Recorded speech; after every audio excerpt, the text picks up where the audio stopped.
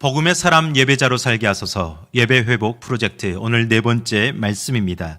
1월을 마치면서 저는 이 모든 우리의 예배의 모습이 어디서 귀결되느냐라는 그 결론적인 말씀을 나누고자 합니다. 바로 삶으로 드린 예배. 우리의 모든 예배, 오늘 여러분이 한 시간 드리는 이 예배는 여러분이 한 주간 살아내는 삶의 귀결이 됩니다. 그 결론을 이끌어내는 거죠. 제가 한번 말씀드린 적이 있습니다. 주일 예배는 서론입니다. 그리고 여러분은 한 주간 동안 본론을 써가고 그 다음 주일에 와서 결론을 하나님께 내어드리게 될 것입니다. 여러분의 삶이 복음의 사람 예배자로 살아가는 귀한 인생길이 되시기를 간절히 축복합니다. 오늘 이사야에서의 말씀은 오늘 예배를 드리는 사람, 예배자들이 하나님 앞에 성공하는 예배를 드리고 실패하는 예배를 드리고 있다라는 말씀으로 전하고 있습니다. 그렇다면 어떤 사람이 성공하는 예배자이고 어떤 사람이 실패하는 예배자일까요? 여러분은 예배의 결론을 잘 써서 하나님께 내어드릴 때 그 점수가 얼마나 된다라고 생각됩니까? 여러분 하나님 앞에 합격점을 받고 있습니까? 아니면 그래 다시 써와라, 다시 써야 된다라는 불합격점에 도달하고 있습니까? 오늘 이스라엘 백성들은 굉장히 불합격했습니다. 오늘 이사야서의 서론 말씀은 하나님께서 책망하는 말씀으로부터 시작하고 있습니다. 그 이유가 무엇일까요? 이사야서는 BC 8세기부터 7세기경 남유다 백성들의 실상을 고발합니다. 그들은 예루살렘과 그 모든 민족의 풍전등화 같은 위기 속에 그 위기가 고조되어 있을 때 안타깝게도 하나님 앞에 책망을 받고 있었던 겁니다. 그 이유가 무엇일까요? 그들이 예배에 실패했기 때문입니다. 실패한 예배자가 됐기 때문이죠. 그렇다면 정말 실패한 예배는 무엇입니까? 사랑하는 성도 여러분, 간절히 소망하는 것은 우리의 이 예배가 하나님 앞에 인정받고 기쁘시게 되는 예배가 되길 원합니다. 하나님 앞에 성공되는 예배가 되길 원합니다. 그래서 우리가 정말 하나님이 베푸시는 은혜와 축복에 참여하는 그런 예배자가 되기를 간절히 원합니다. 오늘 이 예배를 통해서 하나님은 나와 함께 하시는구나, 그 안정장치가 내 안에서 붙들려 있어서 나는 하나님과 함께 살아가는 사람이다라는 것을 확신하는 예배의 자리가 되기를 간절히 축복합니다. 또 오늘 예배가 나를 찾아오시는 하나님의 임재, 그 임재를 바라보며 그 앞에 나아가는 자리 되기를 원합니다. 그래서 그 임재 앞에 은혜를 입어 한 주간을 살아가고 살아내는 힘을 얻는 예배가 되기를 간절히 소망합니다. 사랑하는 성도 여러분, 여러분 존귀한 백성입니다. 하나님이 여러분을 통해 하나님의 신실한 약속을 행하고자 하고 계십니다. 하나님이 여러분을 기대하십니다. 그 예배자로 오늘 서기를 간절히 축원합니다. 첫 번째, 그러면 하나님 앞에 실패하는 예배는 무엇일까요? 그것은 종교적인 형식만 남아있는 예배입니다. 오늘 이사야 선지자는 이스라엘 백성들의 그 형식적인 예배를 책망하고 있습니다. 10절 말씀 우리 함께 읽겠습니다. 너희 소돔의 관원들아 여호와의 말씀을 들을지어다. 너희 고모라의 백성아 우리 하나님의 법에 귀를 기울일지어다. 이 말씀은 지금 이스라엘 백성들이 타락의 대명사였던, 심판의 대명사였던 소돔과 고모라와 같은 백성들이다라고 말씀하는 겁니다. 지금 소돔과 고모라의 백성을 너희들이 봤지 않느냐? 다 그들의 역사를 너희들이 들었지 않느냐? 그런데도 왜 너희들은 그와 똑같은 길을 지금 걸어가고 있느냐라고 말씀하는 겁니다. 하나님의 복장이 터질 지경입니다. 아무리 외쳐도 듣지 못하며 아무리 외쳐 들어도 깨닫지 못하는 백성들에게 하나님의 말씀에 귀를 기울여라. 이것은 선지자가 전하는 말이 아니라 하나님의 음성이다라고 외치고 있습니다. 그 말씀은 무슨 말입니까? 11절 말씀 우리 함께 읽겠습니다. 여호와께서 말씀하시되 너희의 무수한 재물이 내게 무엇이 유익하뇨? 나는 순양의 번제와 살진 짐승의 기름에 배불렀고 나는 수송아지나 어린 양이나 수염소의 피를 기뻐하지 아니하노라. 아멘. 이 말씀은 이스라엘 백성들이 예배에 왔습니다. 오늘 여러분들처럼 주일 경건한 마음으로 정성을 다해 왔습니다. 그리고 그냥 오지 않습니다. 귀한 물질 헌금을 준비해서 하나님께 드릴 것을 준비해 왔습니다. 수많은 재물들을 가져왔다라는 겁니다. 그런데 문제는 그 예배의 본질적인 목적, 재물을 드려야 되는 그 목적을 잃어버린 채 왔다라는 거죠. 그래서 그것을 기뻐하지 않는다라는 겁니다. 여러분, 제사의 목적은 무엇입니까? 즉 오늘날로 말하면 예배드리는 목적이 무엇입니까? 구약시대의 제사의 목적은 제물에 있지 않습니다. 제물을 왜 드립니까? 그 제물을 드리면서 피를 흘리는 그 모습을 보면서 그 끔찍한 죽음 앞에 죄의 대가가 얼마나 큰지를 각인시키는 겁니다. 그리고 내 죄로 말미암아 그 죽어가는 그 짐승을 보면서 다시는 죄를 범하지 않아야지라는 거룩한 결심을 하는 것이 제사의 목적입니다. 제물을 얼마나 큰 것을 가져왔느냐. 어떤 사람은 송아지 한 마리, 어떤 사람은 양 한 마리, 비둘기 한 마리. 누가 더 큰 것을 가져왔느냐 경쟁하는 자리가 아니라는 겁니다. 이스라엘 백성들도 처음에 제사를 지을 때 어떠했을까요? 피 흘리는 제사를 볼 때 너무 끔찍했을 겁니다. 나를 대신해서 죽어가는 그 생명을 볼 때마다 정말 자숙하는 마음이 들었을 겁니다. 그런데 문제는 우리는 아무리 어렵고 힘든 것이라 해도 매번 반복하다 보면 익숙해진다는 겁니다. 익숙함. 이 주일 예배가 얼마나 익숙합니까? 여러분 그냥 기도하는 게 얼마나 익숙합니까? 예배드림이 얼마나 익숙합니까? 그래서 그 익숙함이 몸에 배이고 습관으로 쌓여갔습니다.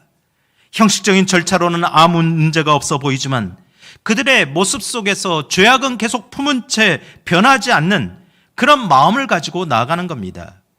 하나님께 제물을 드린 것으로 나는 하나님께 용서받았지, 그리고 내 마음대로 살면 되지 라는 그런 마음으로 나아가는 알량한 심보에 대해서 책망을 하고 계시는 겁니다. 이것은 하나님의 제사를, 선한 그 방법을 어지럽히고 어리석게 만드는 길이었기 때문입니다. 여러분의 예배는 어떻습니까? 오늘 그 모습에 대해서 12절에 이렇게 말씀합니다. 12절 말씀 함께 읽겠습니다. 너희가 내 앞에 보이러오니 그것을 누가 너희에게 요구하였느뇨? 내 마당만 밟을 뿐이니라. 이스라엘 백성들이 예배 가운데 안 온 게 아닙니다. 열심히 왔습니다. 제물도 많이 드렸습니다. 누가 뭘 하게든 그들이 할 것은 다 했다라고 겉으로는 보입니다. 그런데 하나님 보시기에는 누가 너희에게 이런 것을 요구했느냐? 누가 너희에게 예배를 드리라고 하였느냐? 너희는 왜 예배를 드리고 있느냐? 그냥 마당만 밟고 가는 거 아니니? 자기 만족을 위해서 오는 것 아니니? 그냥 예배당에 왔다 앉았다 가는 것을 만족하기 위해서 그것으로 내 할 바를 다 했다라고 너희는 그렇게 생각하고 있지 않느냐라고 묻고 있습니다. 예를 들어 이렇게 이야기해 볼 수 있습니다. 어떤 성도가 주일 예배에 왔습니다. 그리고 하나님 앞에 이렇게 고백합니다. 하나님 잘 지내셨죠? 저 왔어요. 안녕하셨어요? 그렇게 찬양을 합니다. 때로는 회개의 눈물도 흘립니다. 그리고 정성껏 준비한 헌금도 드립니다. 그리고 예배를 마치며 나가며 이렇게 말합니다. 하나님 안녕히 계세요. 다음 주에 올게요. 그동안 잘 계시고요. 그렇게 월요일부터 시작해서 화요일, 수요일, 목요일, 금요일, 토요일 하나님과는 상관없는 인생을 살아갑니다. 하나님이 무엇을 기뻐하시는지에 관심을 두지 않습니다. 그렇게 결국 죄가 무엇인지에 대해서 아무 기억도 하지 못합니다. 그렇게 살다 보니 벌써 주일이 또 다가옵니다. 한 주일이 왜 이렇게 빨리 오는 거야? 저는요, 수요일만 지나면 주일이 오는 것 같습니다. 그렇게 주일이 나니 또 예배를 나가야 되는데 조금 마음이 이렇게 하나님 앞에 부끄럽습니다. 그리고 똑같이 와서 또 예배 드리고 하나님 저 왔습니다. 잘 지내셨죠? 하나님 안녕히 계세요. 다음 주에 또 올게요. 이렇게 한 달, 두 달, 1년을 예배를 드립니다. 2년, 3년, 10년을 예배를 드립니다. 그 예배가 바로 예배당만 왔다 가는 예배자입니다. 여러분의 예배는 어떻습니까? 여러분은 진실로 예배를 드리고 있습니까? 하나님을 회개하지 않고 마음도 바꾸지 않으면서 피비린내만 진동하게 만드는 형식적인 제사와 제물은 이제 모두 거절하겠다. 그렇게 구구절절 말씀하고 있습니다. 13절, 14절 우리 함께 읽겠습니다. 헛된 제물을 다시 가져오지 말라. 분향은 내가 가증히 여기는 바요. 월삭과 안식일과 대회로 모이는 것도 그러하니 성회와 아울러 악을 행하는 것을 내가 견디지 못하겠노라. 내 마음이 너희의 월삭과 정한 절기를 싫어하나니 그것이 내게 무거운 짐이라 내가 지기에 곤비하였느니라. 예배의 목적은 여러분이 드리는 헌금의 양에 달려있는 것이 아닙니다. 제가 지난 주일 예배의 성공에 예배의 주일 예배와 11조에 달려있다고 말했는데 오늘은 또 아니라고 말하니 이것은 무슨 말입니까? 하나님께 예물을 드리라는 말입니까? 드리지 말라는 말입니까? 우리는 잘 알아들어야 됩니다. 13절 초반절에 재물인데 그것은 어떤 재물이라고 써져 있습니까? 제 얼굴이 안 써져 있고요. 성경 말씀에 써져 있는데 어떤 재물을 다시 가져오지 말라고요? 헛된 재물을 가져오지 말라. 재물을 가져오긴 했는데 헛된 재물을 가져왔기 때문이죠. 어떤 재물이 헛된 재물일까요? 마음에는 자원하는 마음도 없이 기쁨도 없이 어거지로 쥐어짜서 드리는 재물을 말합니다. 삶에는 아무런 변화도 없이 그냥 내 행할 바를 할 뿐이니 나도 행했으니 하나님도 행하십시오 라는 마음으로 드리는 재물입니다.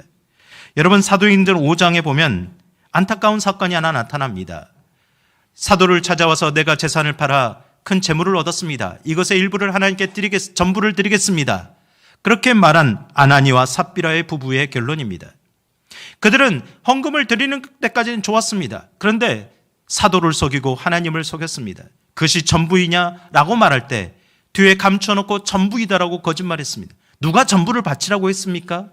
그냥 하나님 앞에 드릴 정성을 원하고 있는데 그들은 끝까지 거짓으로 나아갔다 목숨만 잃는 사건이 나옵니다. 차라리 그들이 드리지 않았다면 목숨이라도 건졌을 텐데 라는 안타까움이 느껴집니다. 이것이 바로 헛된 재물인 겁니다. 이스라엘 백성들이 예배에 열심히 나왔습니다. 헌금도 드립니다. 재물도 드립니다. 그러나 실패한 예배가 되었음을 우리는 분명히 기억해야 합니다.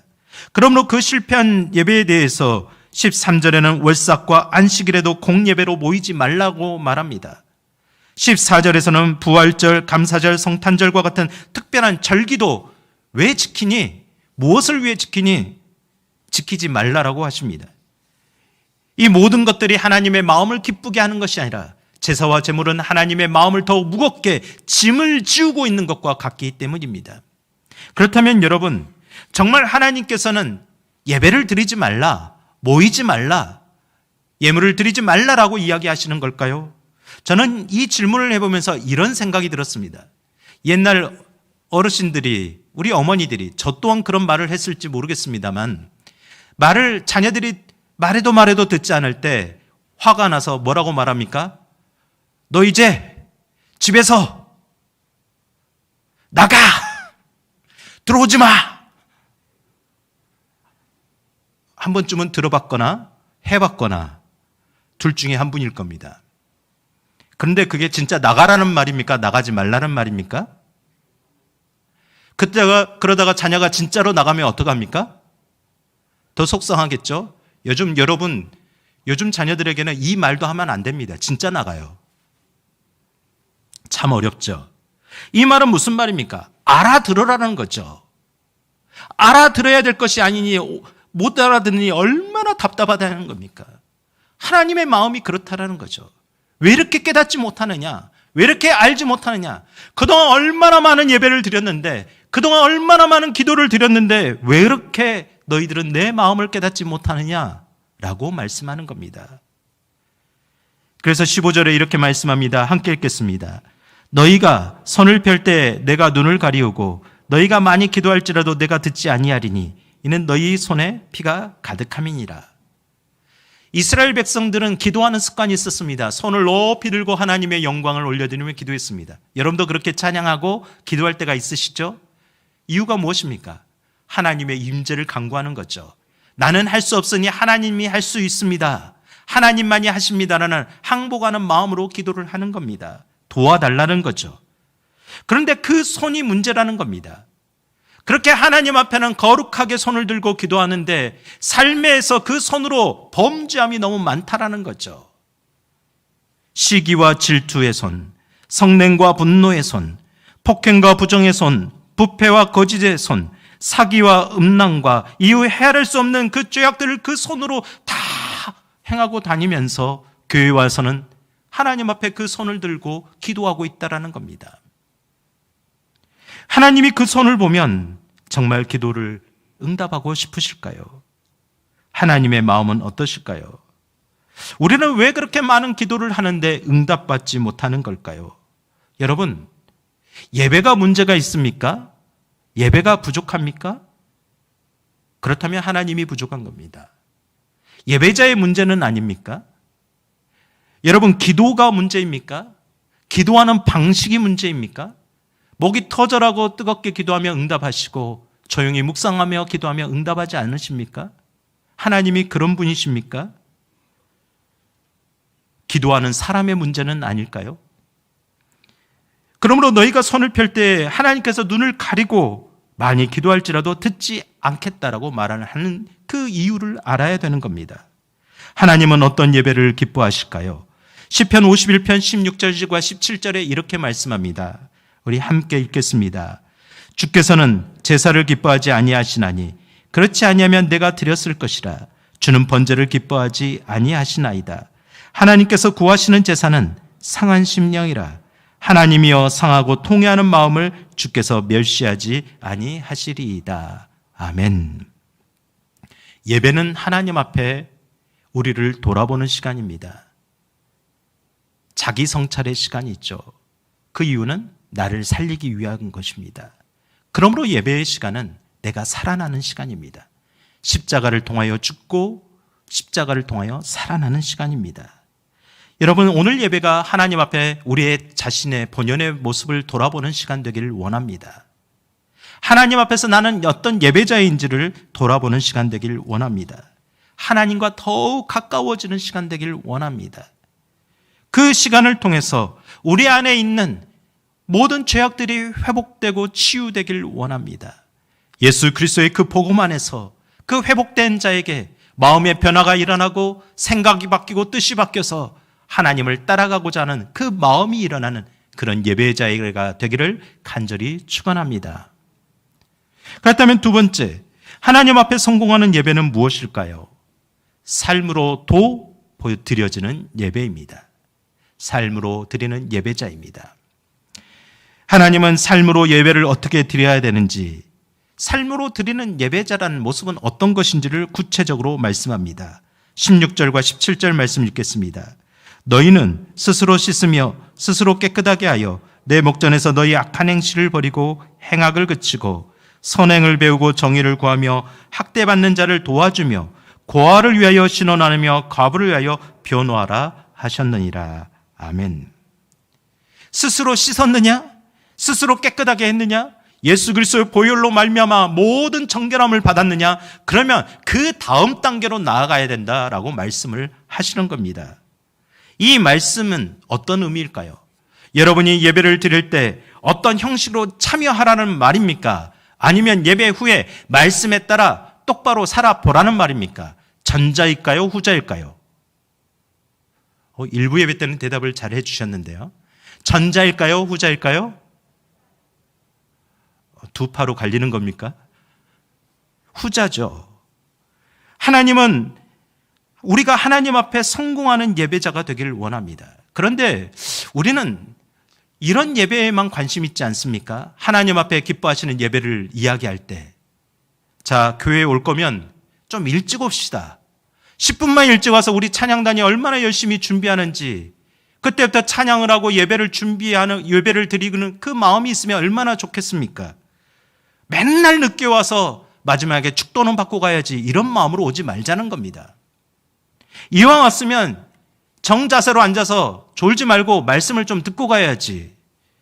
얼마나 목사님 말이 달콤하면 설교 딱 시작한과 동시에 입신에 빠졌다가 끝난과 동시에 깨어나는 기적들을 보게 됩니다. 성가대 찬양에 들을 때 함께 찬양을 하며 은혜를 받으면 좋을 텐데 음정 박자가 언제 틀리는지 세고 있지 말자라는 거죠. 대표 기도를 할 때 언제 기도가 끝나나 시간을 재고 있지 말고 합심 기도를 할 때 다른 사람은 어떤 기도를 하나 듣고 있지 말자라는 겁니다. 세상 무너질 일 없을 텐데 뭐가 그리 급한지 핸드폰 좀 끄고 들어오면 안 되겠습니까? 우리가 공예배를 대하는 태도에 대해서 말을 하는데 정말 이것이 하나님이 기뻐하시는 예배에 대해서 이야기하는 겁니까? 아니죠. 언제까지 우리는 이렇게 수준 낮은 이야기를 할 때가 아닙니다. 이것은 그냥 당연한 겁니다. 말을 하지 않아도 그냥 어린아이가 유치원 가서 삶의 질서를 배우듯이 성인이 되었다면 당연한 태도인 거죠. 이것을 더 이상 말한다라는 교회는 그 정도로 수준이 되지 않았다라는 건데 말을 해야 되는 목회자도 부끄러운 이야기입니다. 그렇다면 우리는 하나님 앞에 어떻게 해야 될까요? 알렌 크라이더라는 분이 회심의 변질이라는 책에서 초대교회 전통에 대해서 이렇게 이야기했습니다. 초대교회에서는 성도들이 모여서 예배드릴 때마다 4가지 질문을 서로에게 했다는 겁니다. 목회자가 질문한 게 아닙니다. 성도의 교제를 나누며 서로에게 질문합니다.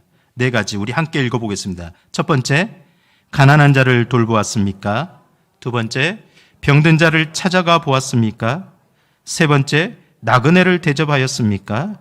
네 번째, 원수를 사랑하였습니까? 무슨 말일까요? 한 주간에 너의 손과 마음은 무엇을 했냐는 거죠. 한 주간에 너는 예배자로 살아왔냐는 겁니다.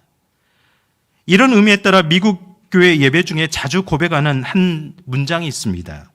I will never be the same. 나는 전과 같이 살지 않겠습니다. 나는 어제와 같은 모습으로 오늘 이 자리에 있지 않겠습니다. 나는 지난 주일과 같은 그런 회개하는 모습으로 오늘 똑같이 이 자리에 있지 않겠습니다. 나는 작년과 같은 그 실패한 모습으로는 다시는 있지 않겠습니다. 나는 과거의 사람이 아니라 새로운 피조물입니다. 새로운 존재로서 하나님 앞에 있겠습니다. 이런 고백입니다. 왜 이렇게 계속 고백할까요? 그만큼 우리는 잘 변하지 않는 존재이기 때문입니다.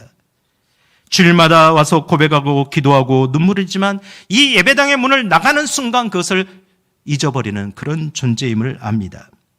사랑하는 성도 여러분, 구약의 예언서들을 보면 선지자들이 이스라엘의 무너짐을 예언할 때 무엇 때문이라고 외쳤을까요? 말씀을 듣지 않아서, 말씀을 제대로 안 읽어서, 예배를 드리지 않아서, 제물을 드리지 않아서 너희가 망했다라고 말하지 않습니다. 너희의 예배가 실패했다라고 말하는 겁니다. 근본적인 이유가 그 예배가 1시간 동안의 경건함은 유지했지만 6일 동안 사는 24시간 167시간이 되는 가까이 되는 그 시간에는 전혀 예배자의 모습이 보이지 않았기 때문이라는 겁니다. 바로 그것이 예배의 실패의 원인이었다라는 것을 알라는 겁니다. 사랑하는 성도 여러분, 여러분의 예배는 어떻습니까? 오늘 한 해 이제 1월을 마감하고 2월부터 예배를 드릴 때 여러분은 어떠한 모습으로 예배자가 되길 원하십니까? 아니, 당장 내일은 어떠한 모습으로 살아가길 원하십니까? 누가복음 11장 52절에 이렇게 말씀합니다. 주님의 말씀을 들으시길 바랍니다. 함께 읽겠습니다. 화 있을진저 너희 율법 교사여, 너희가 지식의 열쇠를 가져가서 너희도 들어가지 않고 또 들어가고자 하는 자도 막았느니라 하시니라. 이 말씀을 읽으면 목회자로서도 상당히 부담이 되고 상당히 무겁습니다. 목회자가 잘못하면 성도들을 그 천국 문의 앞에 서서 들어가지 못하도록 막는 꼴과 같기 때문이죠. 그럼 성도들은 어떻습니까? 요즘 전도하기 참 힘들다라고 이야기합니다. 교회 다닌다라고 같이 가자고 말하기도 힘들다고 합니다. 많은 사람들이 예수님을 믿지 않고 교회에 오지 않는 이유는 여러 가지 이유가 있고 각각의 이유가 있을 겁니다. 그런데 그 수많은 이유들 중에 가장 큰 이유가 그 복음을 가로막고 있는 그 주범이 바로 우리는 아닌지 되돌아봐야 합니다. 세상 사람들은 우리가 예배당 안에서 여러분이 얼마나 거룩하게 예배를 드리는지, 여러분이 얼마나 정성스럽게 예배를 드리는지, 여러분이 얼마나 뜨겁게 기도를 하는지, 찬양을 하는지 그런 모습은 전혀 알지 못합니다. 이 공간에 들어오면 여러분이 어떤 모습으로 하나님을 예배하는지를 알지 못합니다. 그들이 보는 것은 오로지 여러분이 예배를 드린 뒤에 이후에 예배당 문을 밖으로 나와서 살아가는 모습만 볼 뿐입니다. 그리고 그것으로 하나님의 살아계심과 하나님의 죽으심을 판단합니다. 예를 들어 우리 중 어느 누군가가 한 주간 동안 정말 엉망으로 살았습니다. 그럴 수 있죠. 여러 가지 하나님 보시기에 부끄러운 모습, 세상 사람 앞에 부끄러운 모습으로 살아왔습니다. 그런데 참 이상하게도 이 주일을 맞이해서 한성교회에 들어와서 1시간 앉아갔다 나오면 그 사람 말투가 달라지는 겁니다. 여보 하다가 여보 그 사람의 행동이 달라지는 겁니다. 도대체 이곳에서 무슨 기적이 일어났길래 그 사람의 말이 변하고 행동이 변했을까? 이곳에서 무슨 주리를 틀었길래 그렇게 어마어마한 일들이 일어났을까? 궁금해진다라는 거죠. 그랬을 때 그들이 교회를 찾아올 것이라고 봅니다. 여러분, 기적은 다른 것이 아닙니다. 내가 변하면 그게 기적입니다. 여러분, 그 기적을 경험하고 있습니까? 그 기적을 보여주고 있습니까? 아니면 오병이의 기적만 바라고 있습니까? 애석하게도 세상 사람들은 교회 다니는 사람들에게 하나도 궁금해하지 않습니다. 그 이유는 예배당에 들어올 때나 나갈 때나 똑같기 때문입니다. 교회 밖의 사람들은 성경 말씀을 전혀 알지 못합니다. 읽지도 않습니다. 관심도 없습니다. 다만 예배자들이 어떻게 살아가는지를 읽습니다. 여러분의 삶을 읽고 보고 확인합니다. 그러므로 그들은 하나님을 알지 못하지만 하나님을 보게 됩니다. 예배 이후에 사는 사람을 보고 하나님을 알게 됩니다. 사랑하는 성도 여러분, 여러분은 오늘 이 시간 딱 1시간만을 변하기 위해서 이 시간 앉아 계십니까? 아니면 이후에 일주일의 삶을, 여러분의 인생의 삶을 변화시키기에 이 자리에 앉아 계십니까? 여러분은 어떤 목적을 가지고 이 자리에 계십니까? 예배당 문을 나가는 순간 자동적으로 복원되고 원상복귀되는 그런 삶을 이제는 좀 끝내야 되지 않겠습니까? 그래서 하나님은 우리에게 예배의 자리로 오라고 늘 부르시고 계시는 겁니다. 그래, 안 됐지? 알아. 그래도 다시 좀 와봐. 다시 와서 결단해보자 라고 우리를 부르십니다. 18절 말씀 우리 함께 읽겠습니다. 여호와께서 말씀하시되 오라 우리가 서로 변론하자. 너희 죄가 주홍 같을지라도 눈과 같이 이어질 것이요 진홍같이 붉을지라도 양털같이 되리라. 아멘. 여호와께서 말씀하시되 첫 번째 단어가 뭡니까? 오라, 나오라, 하나님 앞에 나와라. 세상 앞에 나가지 말고 하나님 앞에 나오라. 하나님이 계시다. 오라는 말은 히브리어로 레쿠나입니다. 이 말은 법정에서 재판장이 피고인에게 자 일어나세요 라고 말을 하는 그런 단어입니다. 이 단어가 이사야서에서는 똑같이 일어나라 빛을 발하라라는 단어에 똑같이 사용되었습니다. 굉장히 천지차이의 의미 차이가 크죠. 하나님이 우리를 오라겠을 때 그 오라 내가 서로 변론해 보겠다, 시비비비를 가려보겠다고 말씀합니다. 그것은 논쟁을 통해서 너희가 그래 명백한 죄인이지, 너희는 죽을 수밖에 없지, 심판하고 정죄하기 위함이 아닙니다. 그 자리를 통해 회개시키고 죄를 깨달았다면 다시 한번 결심하고 용서함을 가지고 회복되어 살게 하겠다라는 그런 말씀입니다. 하나님은 우리의 체질을 다 알고 계십니다. 우리가 어떻게 완벽할 수 있겠습니까? 우리가 어떻게 완전해질 수 있습니까? 여러분 가끔 말합니다. 예수님처럼 상상도 하지 마세요. 정말 여러분이 예수님처럼 될 수 있다고 생각합니까? 그렇게 말해서 예수님처럼 십자가에 죽으라면 여러분 죽을 수 있겠습니까? 우리는 처럼이라는 단어의 오류에 빠지면 안 됩니다. 우리는 예수님을 사모할 뿐입니다. 예수님을 바라볼 뿐입니다. 그걸 닮아가고자 노력하는 겁니다. 우리는 절대 예수님처럼 될 수 없는 존재입니다. 그럼에도 불구하고 그걸 아시기에 예배의 자리에 나오라고 말씀하십니다. 다시 그곳으로부터 잘해보자는 겁니다. 진심으로 그렇게 예배를 드리다 보면 그 한 시간이 나를 새롭게 만들기 때문입니다. 그리고 또 한 번의 한 시간이 더 거룩하게 만들기 때문입니다.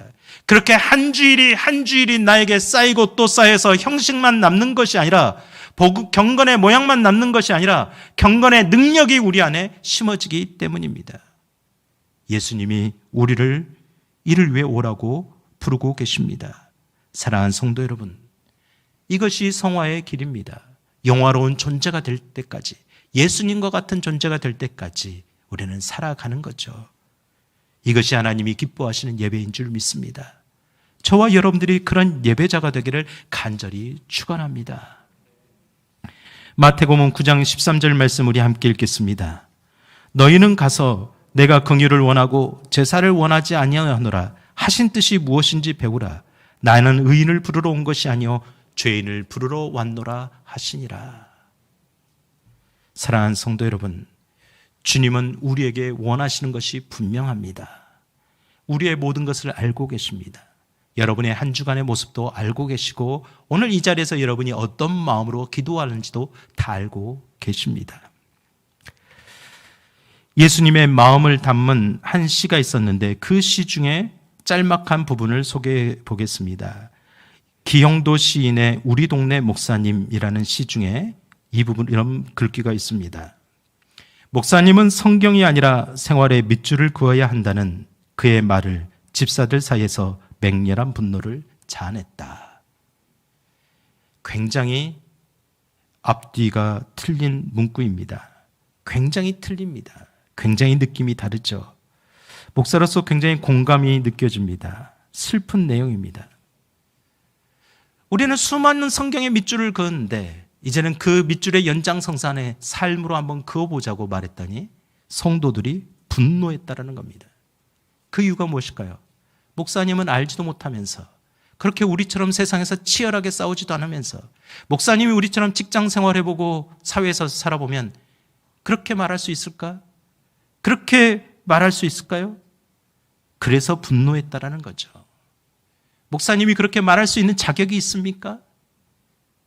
그렇게 분노한다라는 겁니다. 여러분은 어떤 마음으로 말씀을 듣고 있습니까?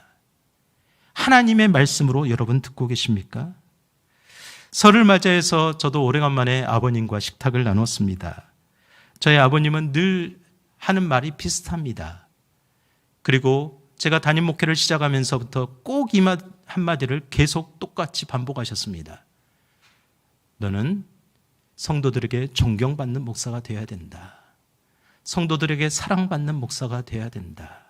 나는 그걸 위해 날마다 기도한다. 매번 듣던 말이지만 오늘따라 이 말씀을 준비하면서 더 무게감 있게 들려옵니다.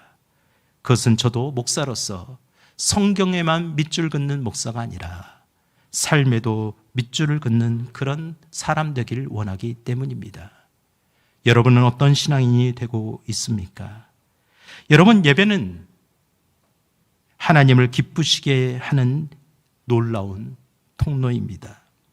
예배는 우리를 복되하게 하는 은혜의 통로입니다. 이 예배가 여러분에게 그런 예배가 되고 있습니까? 그런 예배가 되기를 간절히 믿으십니까?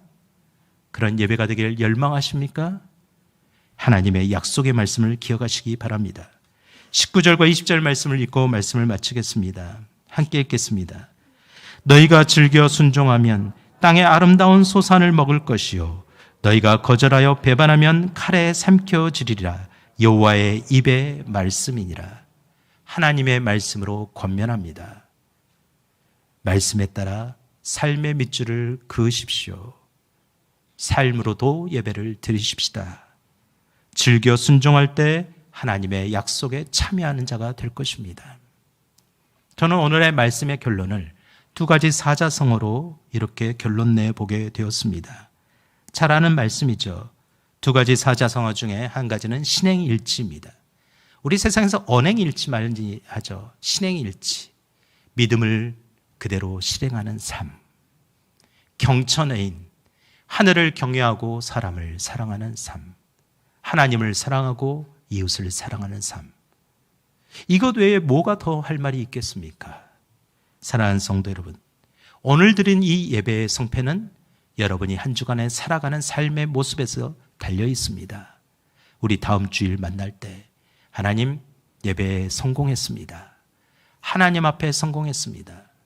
이렇게 말하는 저와 여러분이 되기를 간절히 축원합니다. 예배의 성공자들, 그들이 모인 곳이 한성교회가 되기를 간절히 축원합니다. 하나님이 기뻐하시는 교회가 되기를 축원합니다.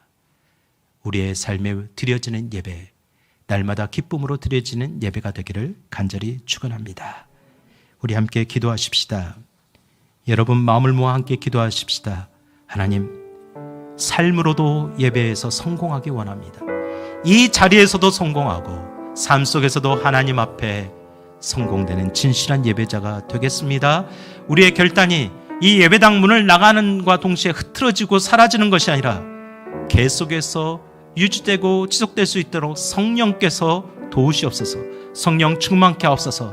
성령 하나님, 하나님이 이것을 도우신다면 나는 살아갈 수 있사오니 오늘 예배를 통해 한 주간 힘을 내어 살리는 그런 삶이 되게 하옵소서. 우리의 마음을 모아 함께 기도하겠습니다. 걸어가시고 자비로우신 하나님, 오늘 이 시간도 하나님 앞에 나왔습니다. 하나님 앞에 손을 들고 거룩한 예배를 드립니다. 찬양을 드립니다. 기도를 드립니다. 주님 앞에 빈손 들고 나오지 아니하고 예물을 드립니다. 주님 받아주십시오. 기뻐하여 주십시오. 흠양하여 주십시오. 이 모든 것을 가지고 내 만족으로 끝나는 것이 아니라 하나님을 기쁘시게 하는 예배 되게, 하나님의 언약에 참여하는 예배 되길 원하오니 주님, 우리를 통하여 일하여 주십시오. 우리를 기대하십니까? 우리를 보고 계십니까? 우리를 바라고 계십니까? 주님 열망합니다. 주님, 이 한 주간 살아갈 때 삶으로 예배를 드려 하나님을 기쁘시게 하는 예배자 되기를 소망하오니 성령 하나님 도우시옵소서. 성령 하나님, 우리의 가정에서, 직장에서, 어느 곳에 있든지 하나님을 열망합니다. 하나님을 바라봅니다. 하나님 도우시옵소서. 하나님 함께하옵소서. 주님 믿음으로 살겠습니다. 주님 함께하옵소서.